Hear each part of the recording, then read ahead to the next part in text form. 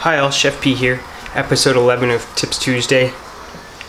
Grab your drink, let's get in the kitchen. If you hear a weird noise like a zombie or whatever, sous chef's in the galley today and she is just clingy.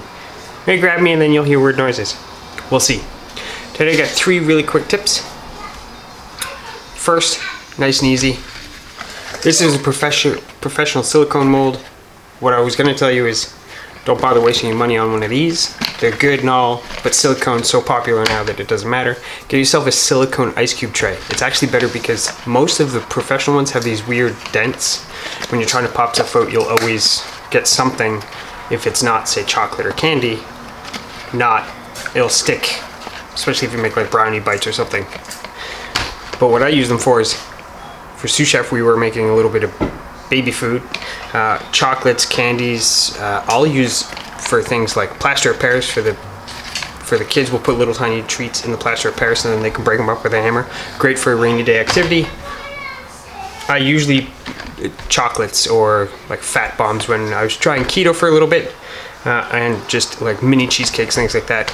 Great in the kitchen.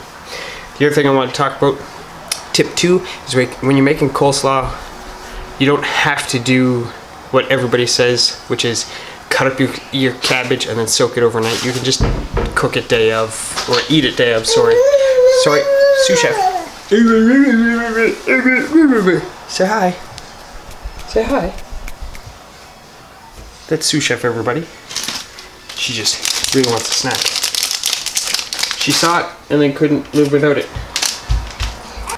When you're making your coleslaw, use a bunch of different things that are going to give you different flavors, different textures, and just different combinations of things. Usually onion,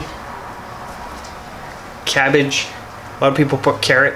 You can put kind of anything. I'm going to throw some kohlrabi in mine. We get a veggie box, a local veggie box, and kohlrabi comes a lot this time of year. For like 3 weeks we get kohlrabi straight. Same with squash, because that's the vegetable of choice when you're local here in Nova Scotia. Sorry, I'm being yelled at again by management.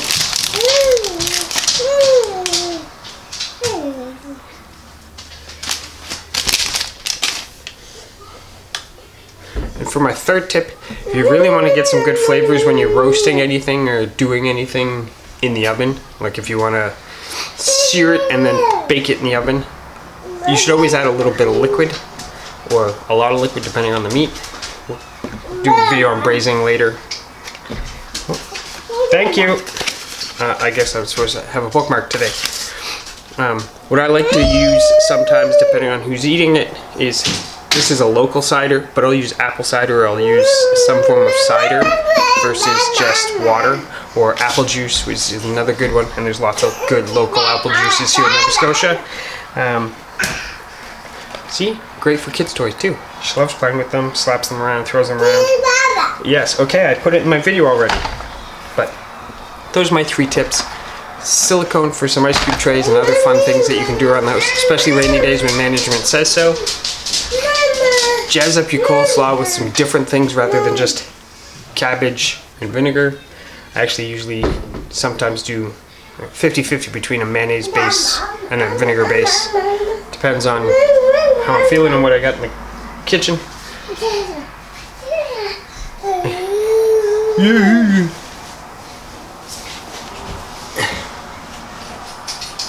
Say hi. And when you're braising liquid or cooking, try to get local. A little bit of cider is amazing, and there's a ton of different ciders out there right now. If you were going to do something like duck, a nice blackberry cider would go really good. Once duck usually sear to get some of the fat out, flip it over, you go to throw it in the oven. Some blackberry cider, some blackberry homemade wine would be perfect in it. Try to use stuff that's local right now. Everybody's hurting. Everybody needs a little bit of love. Yes, I'm going to put onion in the coleslaw. From me and sous chef, see you next. Hi all. Management just reminded me, book time. This one's called Hey Flavors. It's Child's First Cookbook. Now's a good time. Everybody's home. Got the little ones. Grab a cookbook designed for them and cook out of it. Introducing them There's lots of studies that show that introducing children to cooking sooner and allowing them to have some of the input into what goes into some of the meals gets them a better relationship with food, and they'll eat more than just chicken nuggets and french fries. And trust me, this one eats everything. Yeah, I know you want some of the coleslaw, some of the cabbage. I'm not giving it to you right now. I know it's not that fresh. Stop yelling at me. Management, so difficult. But I'll link this one down below. There's plenty of others. There's also ones where you to sneak vegetables in. I don't try to sneak them in. If you just have a really good relationship and you eat the vegetables as well, which is one of the things I push on Chip, everybody knows that. I make everybody eat their vegetables. That's how they learn, is they see you eat it. If you are not going to eat vegetables, why are they going to eat the vegetables? Like, that's... I don't do that. Yeah. You don't like my mise en place? Anyway, Chef P, sous chef, get books, cook with kids. See you next week.